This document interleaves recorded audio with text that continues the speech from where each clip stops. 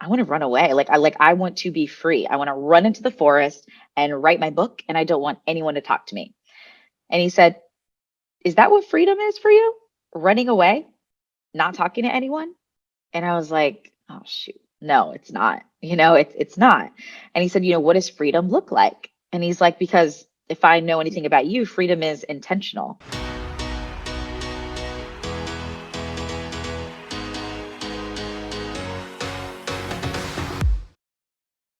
My really good friend Sean visited me in our new place a few weeks ago, and he said, "D, do you remember a year ago where you were?" And I was like, "Oh my gosh." And we were in LA for a team retreat. So I flew my team out and I flew some of our members out as well. And I brought Sean out to facilitate for us. And it was a whole week. And I met up with him on the rooftop of the Airbnb we had, and he was going off, and he's like, "No one knows this, but I'm taking the rest of the year off." And I was like, and he's like, "Do you remember your face when I told you that?" And I'm like, "Yeah." Like I was so crushed because I thought, wait a minute. I feel so like stretched and stressed and heavy. Like I've got these team members and everyone's asking for my time, and oh my gosh. And then I built this business that I feel trapped in. Like, what is this? Like, what's the point of making all this revenue, this money, and just to say you have it, but you can't enjoy it? So he reminded me of that moment. And it was just a year ago. And to fast forward to now, where it's like, I can be intentional about what's on my calendar. I can open up my calendar for next week and I've got, 4 hours like free, flexible every day. It's limited meetings, with team members. It's the right amount of coaching that I like to do with my students that keeps me motivated and in touch with what they need.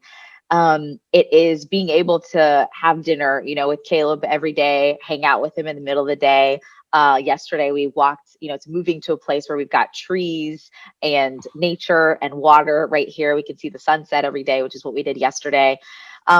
That's what it feels like now. It's being able to call up a friend, on an afternoon, look at my calendar, my Saturday, my Sunday are wide open. Being able to dream and create. That's what it looks like now. Yeah.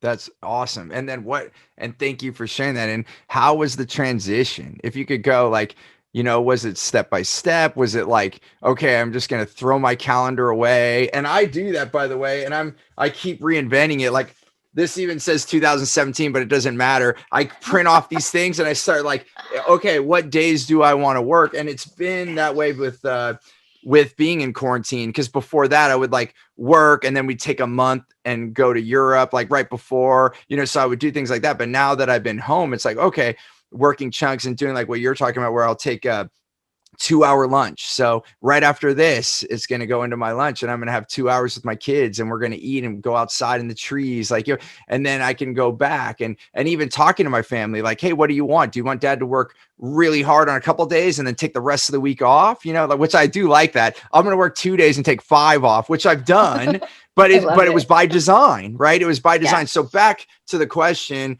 Hmm. how did you start how did you start doing this? How did you start in this process of this change in this last year? Absolutely.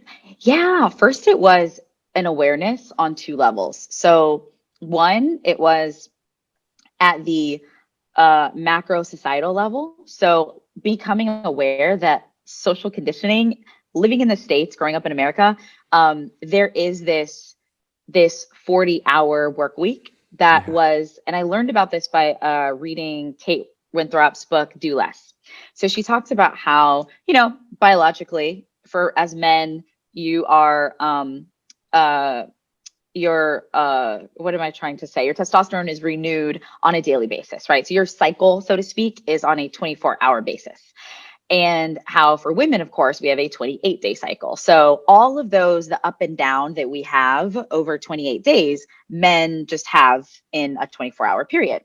which means you guys are able to go, go, go, go, go at a more consistent and predictable rate. Whereas for us, I might have a week where I'm like super lethargic, super tired and out of it, uninspired, depressed. And then the next week, I'll be just like, boom, like through the roof, like Boom. able to just like put it in.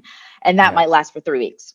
So it was that level of awareness that, oh, well, in the States, the workday was created around the male biology, around that knowing, oh, every day we expect the same amount of energy and the same amount of output. Therefore, it's going to be 9 to 5, 9 to 5, 9 to 5. So it was that level knowing like, oh, wait a minute, I've been trying to bend myself to this, which was not even created with me in mind. Yeah. Like biologically, it's not for me. No wonder I'm, challenged with it and trying to fight it. So it was that level of awareness. And then it was the personal question of where did this need to always be on and always feel energetic and at my best come from? And it was through, therapy and hanging out with my family and realizing, oh, my mom, like I took on that from her. Like she's got this identity of needing to have her maca and her supplements and her this and her that and her tea to always be on 24/7 because she's trying to chase that ideal of productivity, which we were taught. And so I inherited that. So that was the first step for me was awareness. Like, where does Yeah. this come from? And then the turning, like the pivotal point after that awareness was just kind of like the rock bottom. It was when in my relationship, we had just finished our launch in the business. And I was just, I mean, stretched, stressed, not communicating with Caleb. And he's like, you're working too much. You've got to like look at this. So it was really like reaching that point when I had to really take a hard look. And it was a conversation with my coach. And he said, what do you want to do right now? And I said, I want to run away. I want to be free. I want to run into the forest and write my book. And I don't want anyone to talk to me. And he said, is that what freedom is for you? Running away, not talking to anyone? And I was like, oh shoot, no, it's not. Yeah. It's not.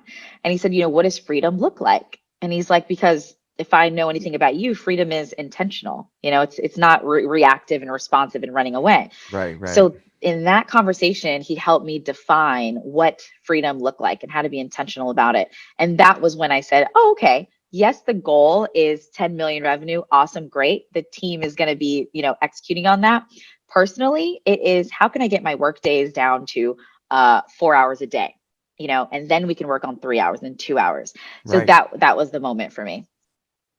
Nice. Yeah. And then again, coming back to guidance. So it goes back to what we were talking about, having a coach to see us so that we don't go run into the forest. And then who knows what would have happened, right? Because, you know, Exactly.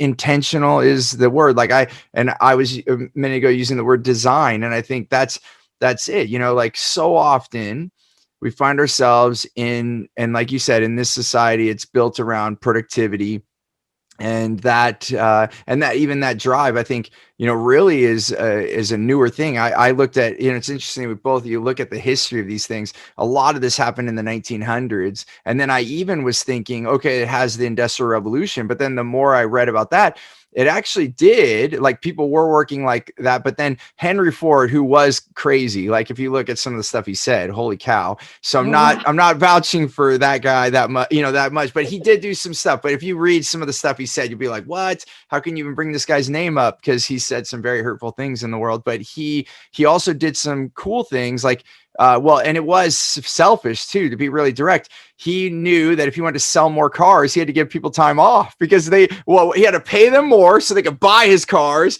and he had to give them more time off. So he actually started something after the Industrial Revolution to give people weekends off because most people only Oh, had Sunday off before that. Like then they were working all the time.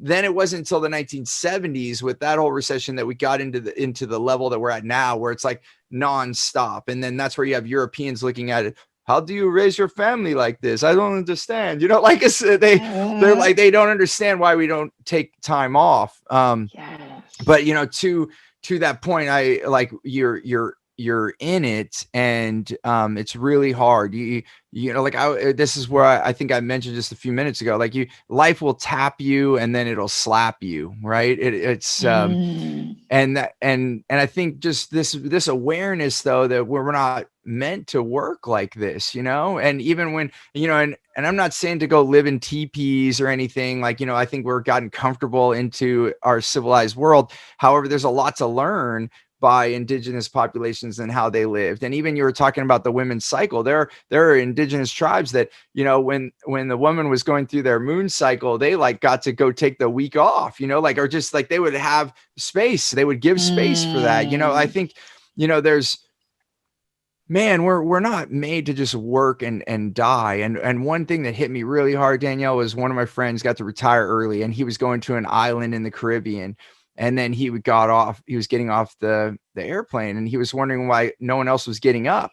And he got up and he's like walking off the plane, and then he saw all the wheelchairs lined up, the what do they call it, the, you know, the jetway that you get off the oh, plane. Yeah, right. Like, wow. and then he looked back and he saw how he was like one of the youngest people on the plane, and he's like, Mm, oh my gosh, mm, like wow. I just what got the are we chills. living for, right? What are we living for?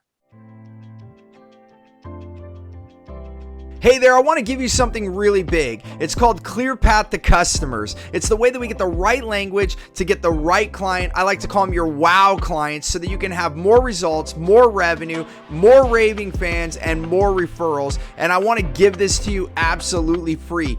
And all you have to do is go to stevenapolitan.com to check it out, or you can look at the description here. We'll put the details there. As always, remember, choose gratitude and create freedom.